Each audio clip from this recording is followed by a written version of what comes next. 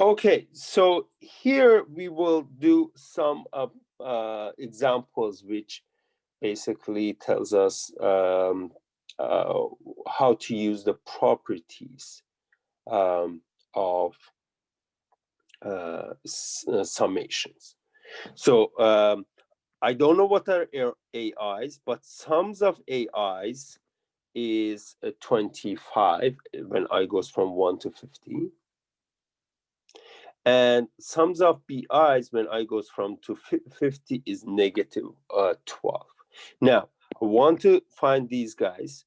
And then, well, I know that there are differences. I can do separate these guys. J goes from 1 to 50 minus sum 3BJ. J goes from 1 to 50. And then, oh, okay, so the constant comes out. So this is a j goes from 1 to 50 minus 3 sums of bj's.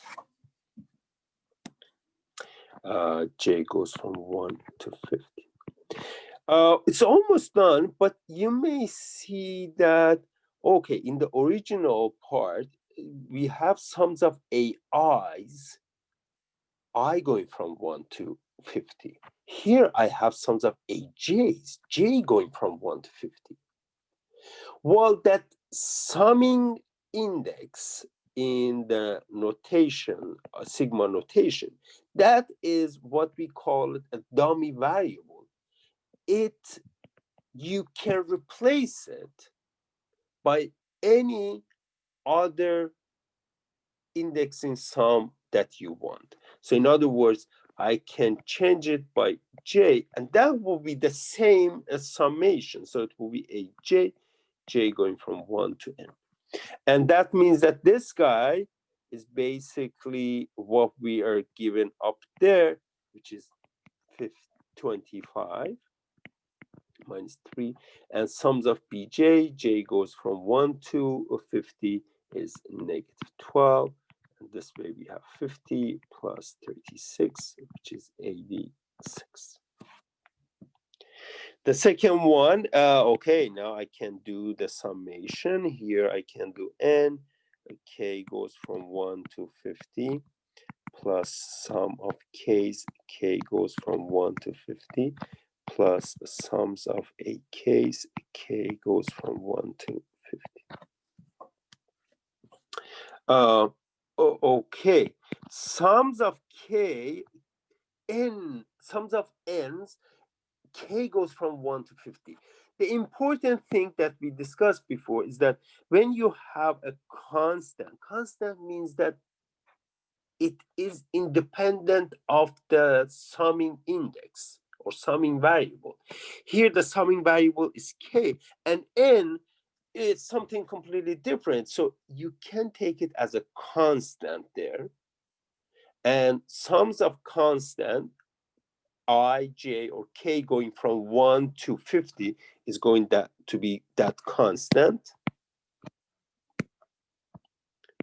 times 50 plus sums of k going from 1 to 50. So that is 50 n times n plus 1 over 2 plus sums of AKs. K goes from 1 to n. That is the same thing as sums of AIs. I goes from 1 to 50. That is 25.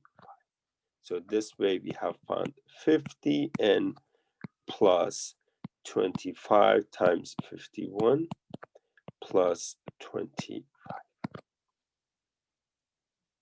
Okay. And the last one, I know what is sums of BIs. I know what is from 1 to 50, but what about BIs minus BI plus 1? Oh, well, like the example that we did before, I can expand this thing. So when I is equal to 1, this is B1 minus B2.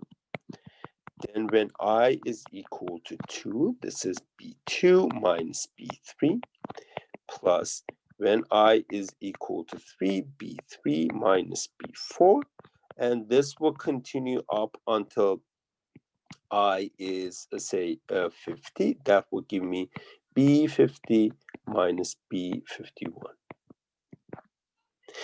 And as you can see, the second term of each term cancels with the first term of the next. So this way we cancel all these guys. And then the final thing that remains is B1. This is from the first one, and negative B20, B51. And that is what we have. The series of this form is called telescopic series because if you open this up, they will cancel and they act like the telescope, and you just push it and you will see only the beginning of the first one and the end of the last one. That's where the naming coming from.